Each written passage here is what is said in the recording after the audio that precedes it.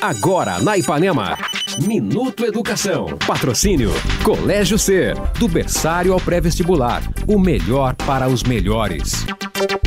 Nós estamos recebendo no Minuto Educação, hoje no Jornal da Ipanema, o professor Dr. Fabrício César de Oliveira. O professor Fabrício é doutor em Linguística e Filosofia da Linguagem pela Universidade Federal de São Carlos, é professor de redação do Colégio Ser Poliedro, né, do nosso pré-vestibular, do nosso colégio. Professor Fabrício, nós estamos vivendo um momento, né, de uma crise política, e o senhor, numa outra participação, mostrava que hoje a redação, seja no Enem, seja nos principais vestibulares do Brasil, é um momento em que o aluno faz uma intervenção, se coloca uma questão e quer que o aluno, através do seu trabalho, faça uma intervenção, uma solução para aquele problema. É esse o caminho? Quer dizer, o aluno tem que pensar a hora que ele vai entrar num tema, ou da situação política, agravada agora com a situação do presidente Michel Temer, da democracia que vive este momento fervilhante. Quer dizer, o momento é de intervenção. Como é que o aluno aborda, enfrenta esse momento da redação no Enem ou nos principais vestibulares? Bom dia, ouvintes da Rádio Ipanema. É bem por aí, né? Mas o vestibular é muito mais ampliador, é muito mais reflexivo. Dessa mesma forma, Francisco, que você falou. Porque a participação do aluno, a 16, 17, 18 anos, o vestibular pede para ele que ele escreva um texto.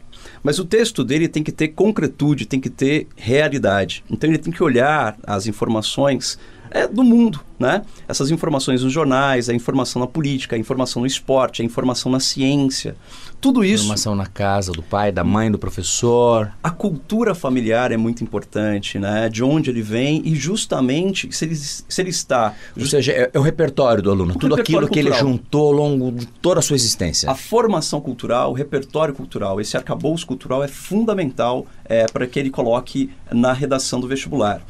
Bom, a peça-chave, a palavra-chave é justamente cidadania. E como se forma um cidadão? Essa formação cidadã se dá justamente para entendimento das leis, deveres, né, e direitos que ele tem na sociedade.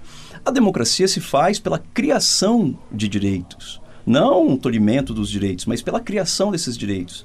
Então, temas como política, esporte, ciência, mesmo agora, a notícia da semana... uma das notícias da semana é que sobre o aborto, que qualquer tipo de forma de aborto que aconteça depois da fecundação vai ser considerado crime, que é uma PEC, que é uma PEC que está circulando no Congresso Nacional. Então, inegável que nós temos um Estado laico, e aí quando vamos entrar num debate, isso pode ser colocado numa sala de aula, quer dizer, é um Estado laico com uma forte presença religiosa no sentido desta interpretação da PEC. Você percebe, inclusive, o peso da bancada da Bíblia, seja evangélica ou cristã, de maneira geral, de qualquer denominação, nesta força que tem dentro do Congresso quando ela entra nesta abordagem, e aí fazendo uma análise, não um julgamento, mas há uma tendência forte cristã nesse sentido. Isso mesmo, Francisco. A pergunta original, né, dessa entrevista, você perguntou justamente sobre a questão política e do governo Temer, justamente nesses últimos dias, nessas últimas semanas. E a bancada, esse congresso que nós temos agora, é um congresso extremamente conservador, né? A gente tem as bancadas do BBB, né? Bancada da Bíblia, da bala e do boi. Exatamente. E ele só não é conservador na corrupção, né? Aí ele é bem agressivo, né, professor? Esta é a minha opinião, não estou colocando como sua, mas não sei se é a sua. Mas a questão não é só a sua opinião, mas uma opinião não só nacional, mas uma opinião de mídias internacionais. Generalizou, né? Lamentável. Em relação ao Brasil. Há exceções, sim. Há exceções, óbvias exceções. Mas tá duro de achar, mas grandes políticos, assim, que lutam contra a corrupção, que não recebem financiamento privado. Mas não consegue nem espaço na mídia, não tem representatividade. É o baixo clero, muitas vezes. Né? E aí que está o problema, e aí que está a relação umbilical e de promiscuidade entre mídia e poder. Tudo bem, professor. É polêmico e o papel é o seguinte, eu vou lhe fazer uma pergunta para uma resposta rápida, estamos avançando no tempo deste bloco, mas vamos imaginar, vou ser polêmico, vamos imaginar que embora exista uma PEC e o tema aborto seja colocado e eu não seja a opinião da maioria, não é a opinião do Francisco, estou apenas fazendo um exemplo aqui, eu seja a favor do aborto após a fecundação dentro de um prazo X.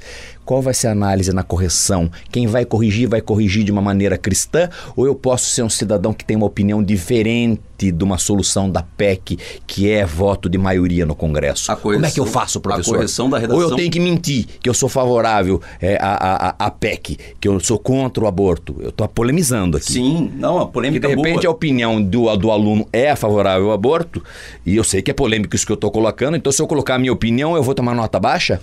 A polêmica é boa, porque justamente alguns perguntam como que se há subjetividade na correção. Não há subjetividade na correção da redação, tanto da FUVEST, quanto da Unicamp, quanto do Enem. É uma correção objetiva e o corretor analisa a qualidade e a consistência do argumento. É que eu lhe pergunto, porque quando eu fiz vestibular há 25 anos atrás, a minha faculdade ela tem uma tendência, à época, não hoje, mas de direita. E se eu fizesse, a minha redação foi brasileiras e brasileiros o tema.